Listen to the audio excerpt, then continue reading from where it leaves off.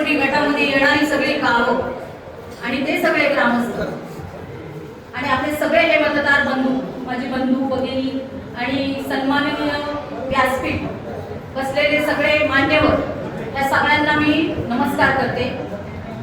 आज आपण माता मळगंगेच्या प्रांगणात विजयाची ही सभा भरवली आहे। आणि अजून एक गोष्ट महत्त्वाची म्हणजे आपले आदरणीय, आपले लाडके उपमुख्यमंत्री महाराष्ट्राचे एकनाथजी शिंदे यांचा आज वाढदिवस आहे।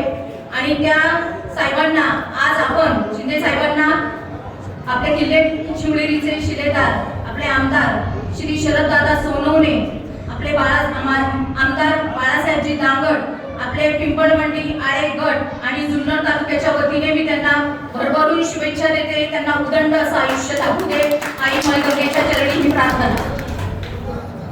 आता खरं तर सांगायचं म्हणजे बऱ्याच लोकांनी असं झालं तसं झालं असं बरंच काही गोष्टींचा इथे खुलासा केलेला आहे।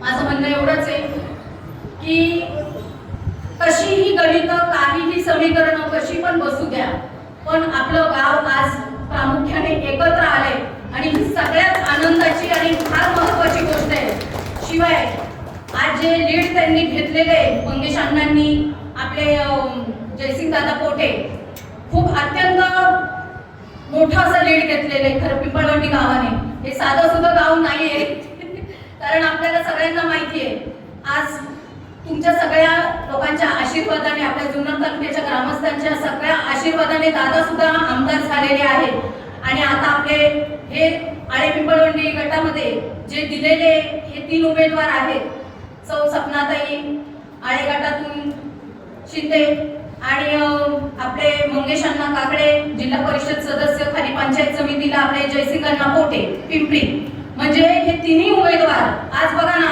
इतकी आनंदाची गोष्ट आहे की ह्या गटामध्ये हे 3 उमेदवार निवडून आले मोठ्या मताधिक्याने। त्यामुळे खरोखर खूप आनंदाची अशी गोष्ट आहे। मीच टाळ्या वाजवते। आणि जसं आता अण्णा म्हटले का दुपारी ताई मी तुमचा नाव उल्लेख केला, पण काय झालं आता दादांनी आपल्या 8 गटामधून सगळे उमेदवार हे उभे केलेले जिल्हा परिषद आणि पंचायत समितीला, पण का म्हणजे आपल्याला वाटत होतं की 8-0 व्हावा, पण बऱ्याचशा काही गोष्टी आपल्या हातात नसतात आणि त्या झाल्या नाही।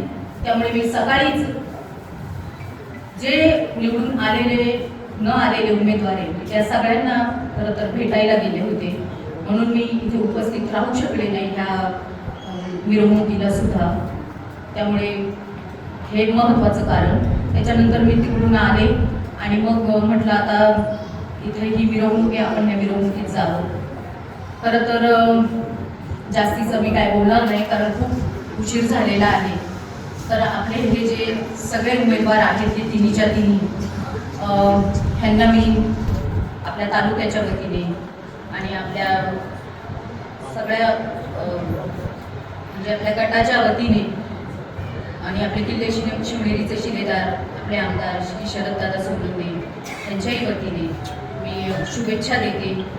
आणि हे सगळं होत असताना सगळ्यात महत्त्वाचं म्हणजे आपले उपसरपंच मयूर भाऊ यांचं पहिल्यांदा मी कौतुक करते। अतिशय मन मोठं ठेवून त्यांनी देखील दादांच्या शब्दाला मान दिला। म्हणजे मला पुढे जास्त काही त्यांचं बोलायचं नाही, पण मी शतशः त्यांची ऋणी राहील हे मला इथे सांगायचे। धन्यवाद, शुभेच्छा।